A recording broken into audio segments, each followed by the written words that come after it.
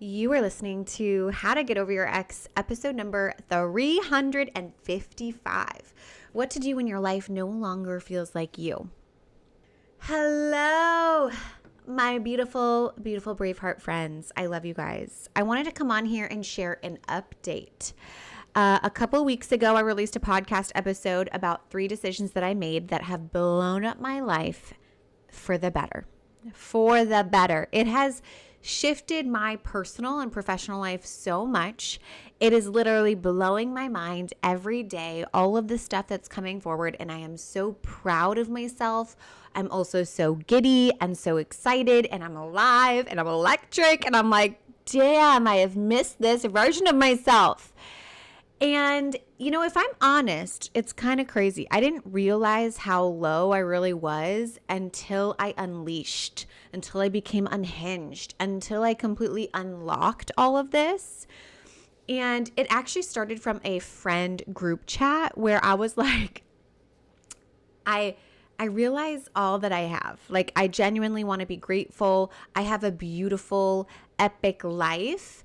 Like the circumstances of my life, the results that I created were not the problem, but I didn't understand why I felt like something had gone wrong and I was in there was a mistake in the matrix and I had been dropped into someone else's life by accident. Like, that's how it felt. But like the C's and when I say the C's, the circumstances and the results in my life, there was nothing wrong with them.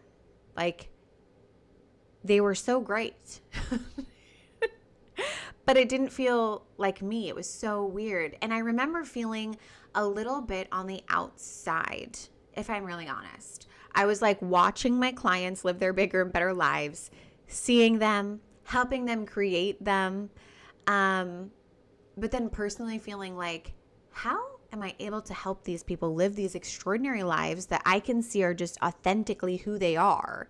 But I'm not feeling it myself. It was so weird.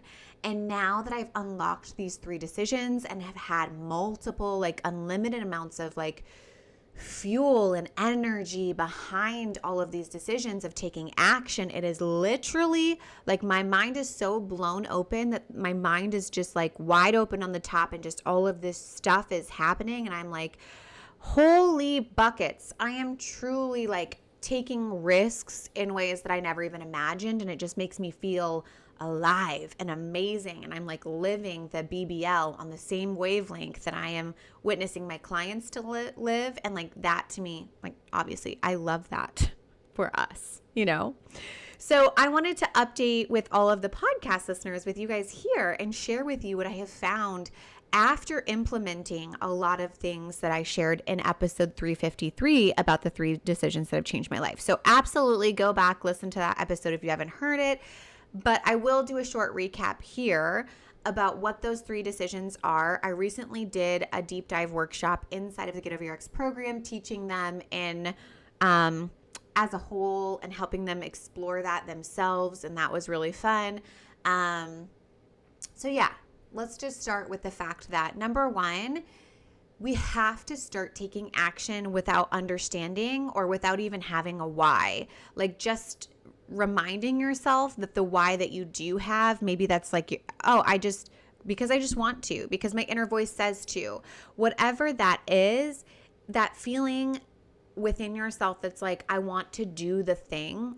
For me, it was a list in my phone. It said things I want to do in my personal life, things I want to do in my professional life. And it was this list with these check mark things. And I would constantly circle back to them over and over and over again, every 6 weeks for a year and a half. And I never did them because every single time I brought it up to someone, I was met with the question of why. And I didn't really have a good reason why. And it made me feel like, okay, this is just something I need to do thought work on. I don't actually need to take action on this, which was wrong and incorrect for me. So stop explaining yourself. You do not have to explain yourself. And if you find yourself feeling like you need to explain yourself, don't tell anyone and just decide, I don't have a why. I don't need a why. I'm expired on the why. I don't actually need any of that. And I just want to take forward action and momentum. Now, here are 3 questions that will help you understand what this might look like for you. What is that thing that you maybe you've been feeling like you need a why? So what have I been what have I been wanting to do but feel like I need a good reason why to be able to do it? What comes up for you? Is there something I continue to circle back to over and over, even after I convince myself not to? For me, that was like a series of decisions within my business, a series of decisions within my personal life. Some were riskier than others. The third question is, what have I recently tried to describe to someone what have I recently tried to describe to someone that then hits resistance or heaviness or stickiness when I try to explain it? The second decision is like really looking at like what makes me come alive. What makes you come alive? Because a lot of times one of the core principles we teach in Bigger and Better Life Mastermind is, instead of living your life by committee, looking externally for other people to validate why you should do something or a decision that you want to do. We really need to learn like what makes me come alive inside and take action from there to make decisions from that, rather than looking at like all around us at all other people and like what they might think, say, or do. So my questions here would be, is there something that makes me come alive inside but then goes dull or I feel wrong when I bring it up to others? What does alive feel like in my body? And like, are you present with that? What is one thing I want to do from that alive feeling, but perhaps I'm scared to take a quote unquote risk? And exploring that for yourself. Because again, I think for me, a lot of it, this really happened a lot with the business decisions that I made, because I've had a quote unquote successful business. I was having a really hard time being like changing something that was quote unquote working, which is controversial in itself. That's a whole, I'll talk about this later. But for me, I had followed rules in my business up until this point, other people's rules, and it worked really well for me. So I was very afraid to veer away from the rules. I was hiring a lot of business coaches, entering a lot of business masterminds, which I love. I'm so glad I did those things, and recognizing that I was outsourcing and living by committee instead of allowing myself to make those decisions from this authentic, intuitive place of like, what I've been doing no longer aligns. And I don't know how to explain why. I don't understand the why, but I'm being called to impact the world in a greater way, in a bigger way. And to do so, I want to make these changes. And I got hit with so much resistance every time I wanted to make these changes from other people. It's kind of still blowing my mind how resistant other people were to me making these changes in my business. And now that I'm making them, my friends, shit is on a roller coaster. We are on it. We are building so much momentum, so much impact. So many things are changing. People are being helped faster and larger amounts of people. And I'm like, this is what I'm here for. I'm here to help as many people do this work, get over their exes, build a life that feels bigger and better than the one they had with their ex, right? And to make that kind of impact, I have these ideas that I think would be really successful and amazing. And the last time I felt this intuitive call that also went against the rules, actually, ironically, is this podcast. I remember being told, like, don't create a podcast in the first year of your business. You need to help so many people so you understand it better, blah, blah, blah, blah, blah, all these things. All those rules made sense in my mind, but I was like, I just like had this burning desire inside. And I was like, I can't not make the podcast. I wanted the How to Get Over Your Podcast so bad when I was in a breakup. I can't hold it behind closed doors anymore. I know exactly what I want to talk about. I know exactly how I want to do it. I know that I don't want it to be a conversational podcast. I want it to be like next steps, how to. Like, there were just so many things that were so clear that I just had to get it out. And I allowed myself to, because I was so new, that it felt not risky. It felt like, I'm so new, like I can't really go backwards. I can't really mess this up. So I'm just going to do it.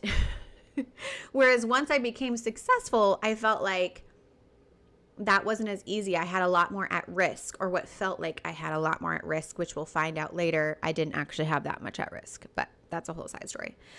So that's number 2. Number 3, it doesn't have to be hard, right? So we talked about this in episode 353. This really doesn't need to be hard or overcomplicated. I think as women specifically, we love to overcomplicate or make something harder than it needs to be, because then it means it's worth it.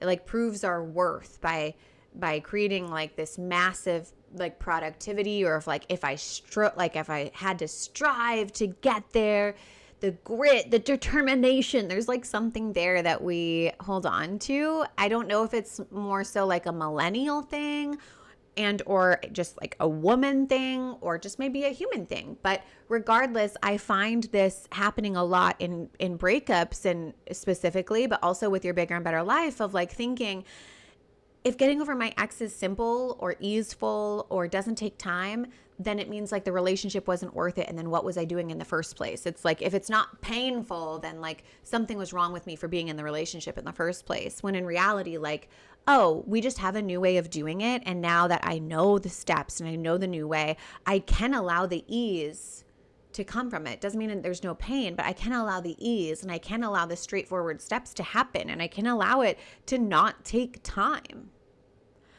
And it's kind of blowing my mind, again, as I say it out loud, of like, same thing with all the results we want to create in our life. Same thing with all the outcomes we want to build in our bigger and better life. We can allow the ease to happen. We can allow the collapsed timeline. It doesn't have to take time. It doesn't have to take grit and like hard effort or like grinding something. Now, don't get me wrong. There's definitely going to be work involved, or like effort in some capacity.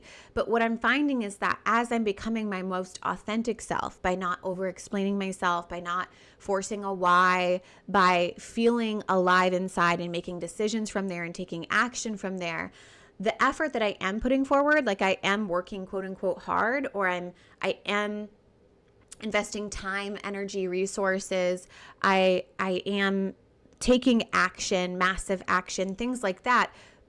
But that work is not hard in the way that you think it would be, because it's so authentically me. I just feel lit up and inspired to do it. It feels energizing. So instead of like life draining, it feels life giving to me. Like me being on my calls with my clients, that is life giving. I do not feel drained by that. As serving my clients in our in-between session support, that is life-giving. I don't feel life-draining. And one of the things in my business that was happening was like with marketing and sales, it was feeling life-draining. I remember sitting down doing someone else's like activities to do like a launch.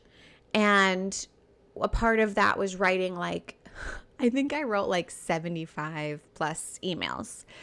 And that was life draining for me, if I'm being really honest. And I didn't let it be simple. If I would have let it be simple, knowing that I know everything I need to know to like create movement and impact in the world, I would have let it be simple. Like I would let it be simple, and then it's easy because I made it simple. But I made it so complicated, thinking that like there's a wrong way to do it, that like I was just forcing something that wasn't my own, right? And so the more authentic we become, the more you become, the more easeful your life just naturally is. And so it doesn't have to be hard. Here are 3 questions to look at that for yourself. What have I been overcomplicating in my life? If I'm honest with myself, what have I been overcomplicating in my life? Number 2, what do I subconsciously hold on to needing to be hard to make it worth it? This was a question that blew my mind. Like, why am I making this so hard? Why am I making so many components of my business so hard when there are so many components of my business that are so easeful? And what was the difference between the two?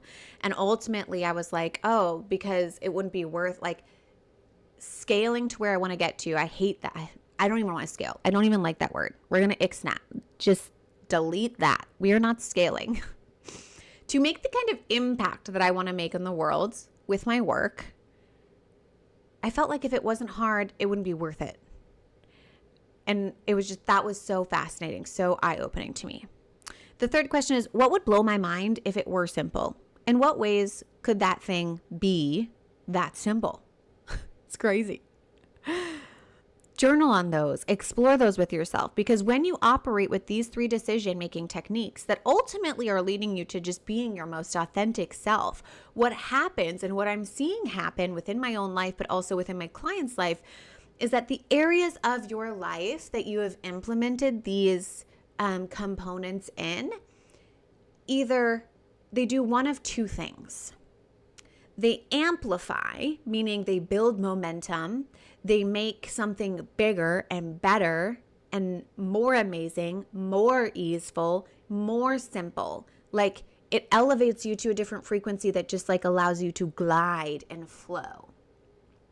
Or what I've also witnessed is it completely goes silent. It drops off a cliff, aka like it's like releasing or letting go, like it just goes away.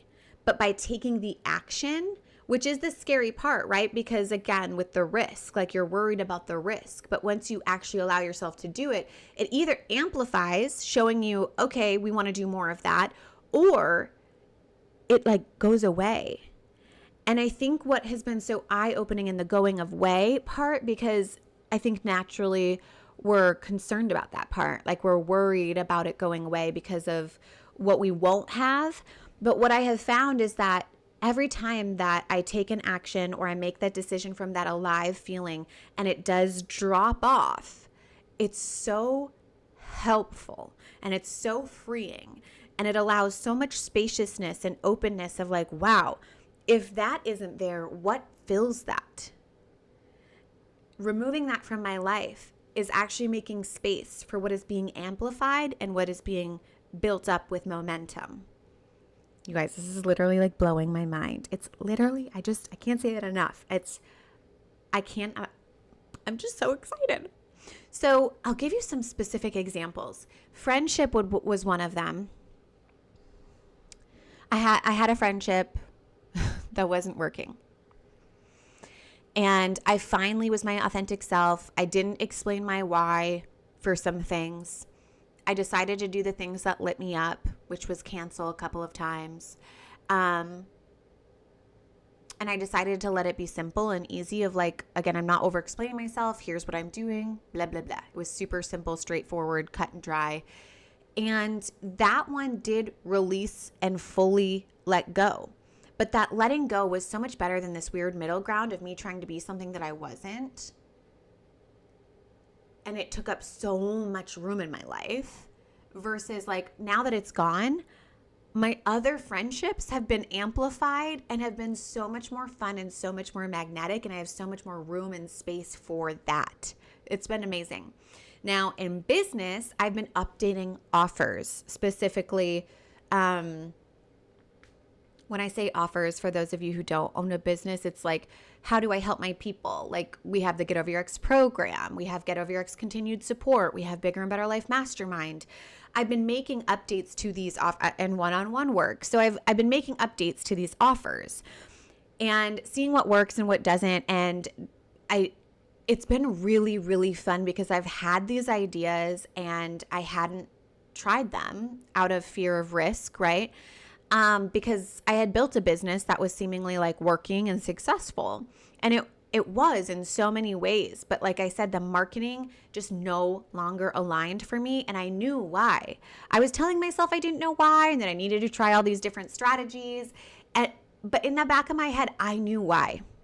I knew exactly why, and I knew exactly what I wanted to do. And as soon as I implemented those things, I also was coming from this place of like, I'm so not attached. I just know that these things are the things that I meant to do. And if they're supposed to work, they will. If they're not supposed to work, they won't. And I felt unhinged in the fact that I was like, I'm just tired of doing things other people's way, and I am expired and retired on needing to know a why. I am just done, and these are the things that I'm doing. I am going forward with it, and it felt so convicted and so aligned and so me. Now, after I shared a lot of this in my Bigger and Better Life Mastermind, this is where we're having like a lot of these elevated, expansive conversations, the intricacies of what my self-coaching practice looks like, all of that. a question came up that I thought was really, really good. She asked, how do you remain unattached to the thing if it is meant to fall away? If it is meant to be that thing that is openness and spaciousness? And here's what I found to be really fascinating that I've never taught before, that I didn't even realize until she asked the question, is that, I addressed the attachment ahead of time.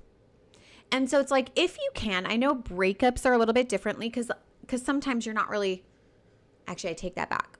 I say sometimes you don't know it's coming. Absolutely, there are those moments, but a lot of times you do know it's coming. And if you can reduce your attachment ahead of time, it's amazing. 50% of my attachment to a lot of these things were removed before the decision ever took place. So for example, with the business offers, I was just kind of like, I'm done doing what's not working for me. Even if it works for other people, I have implemented enough things to know that these things aren't working when I'm not in alignment with them. So the only thing that's left right now is to choose what's in alignment with me. And I give zero fucks about it if it's working. Like I literally just cannot care about it working anymore because I need to run my business in a way that aligns with me, that will make the most impact in this world. And I am done doing it the other way because it's known as like a best practice. I don't know why. It's just like, as I'm saying these things out loud, it's just hitting a whole nother level. Now, the way to reduce attachment, one of the ways, there's lots of ways that we do this inside of the Get Over Your Ex program. We talk about the attachment cycle workshop as well in Bigger and Better Life Mastermind. But I'll give you these 2 questions that are really helpful. So if you are someone who feels attached to the outcome, and what I mean by that is like you feel attached to how it's going to work out. So if I was making these like business decisions from a place of this needs to work, that would be me being attached to the outcome. A way to see if you're attached to the outcome and if these decisions are really aligning or not, we talked about this in episode 353, is that, if you already had the outcome, would you still take the action? Would you still do this? And for me, the answer was like a heck yes, absolutely yes. So I think, again, 2 questions that help you release attachment that I help my clients work through all the time is, number 1, what are the experiences you think you will have if you had the outcome that you want? And how do you create those experiences now? I did this work specifically I've done it a lot. So I did it with all of these things ahead of time. But also, the one that hits the hardest for me in life that I use as an example is my miscarriage. And I remember my friend asking me, who's also a coach, she was just like, well, what were the experiences that you were hoping to have with baby Marilyn before you lost her? And it forced me to really think about it. I was like, I don't know. I thought about it and I started writing down a list of the experiences that I was truly looking forward to. And then I started creating those experiences without her being here, like throwing epic birthday parties, having this beautiful like Christmas time together with family, teaching children things. I started just doing all of those things, even though she wasn't around, as if she was around. Okay. The second question is, if I never had this thing in my life, how is that actually great? And I did that again with kids, where I really wanted to release the attachment around children in general. If I never had baby Marilyn, if I never had any kids at all ever in this lifetime, how is that amazing? And my friends, there are so many pros to not having children. And I say that as someone who now has children, because what happened is as I released all of that attachment, that's when I got pregnant. That's a whole other story. I got engaged, married, and pregnant in 3 months or less. So think about that for yourself. Even before you make this decision, you could release attachment before the decision is made by looking at those 2 questions around the specific thing that you're feeling attached to, whether that's business offers, whether that's friendships, whether that's marriage, whatever it is that you're working on. Now, that doesn't mean, just because you address the attachment ahead of time, that doesn't mean that afterwards, after you start implementing it, that fear or doubt won't creep into your brain. You're human. I'm human. That happened. A little bit of doubt came. But I think the biggest thing that I did in those moments that really was like so helpful was looking at the space that would be created if this was no longer in my life at all. And it was actually really, especially with like the friendship, and honestly, even with the business offers, I'm like, oh my God, what other ideas have I had percolating that I would then have time to do because these offers weren't even clicking or working? Like, that is so exciting to me. I could think about that like with so many, like if any of my offers fell off and I no longer signed any clients into any of these offers, I have so many other ideas. I'm like, I love the idea of like a comeback program. I love the idea of offering, actually, I'm not going to say all my ideas on here because I want to keep them to myself and actually do them. So yeah, I was like, oh, if none of these work, if none of these changes to my offers, quote unquote, work, that's actually not a problem because I get to open up all this space for these other things that I'm really excited to try and offer anyways. So I'm hoping all this makes sense. So this has just been very eye-opening for me. I wanted to do an update. I felt like the second part of this was so important to really realize that as you implement these 3 decisions of allowing yourself to be the most you and allowing it to not, like to allow yourself to do the thing without a why, to feel alive in doing it and not let it be hard or complex, that you'll witness 2 of these extremes. It will either amplify or it releases and like lets go, and we don't have to be afraid of that. All right. I love you guys so much. I hope you are doing well. I hope you are having an amazing week. And if you're curious about what it looks like to work together on all of this with me, schedule a consult call and we can find out what offer I have that makes the most sense for you with where you're at. And you can do that at www.lifecoachdorothy.com. I hope you have an amazing week, and I will talk to you later.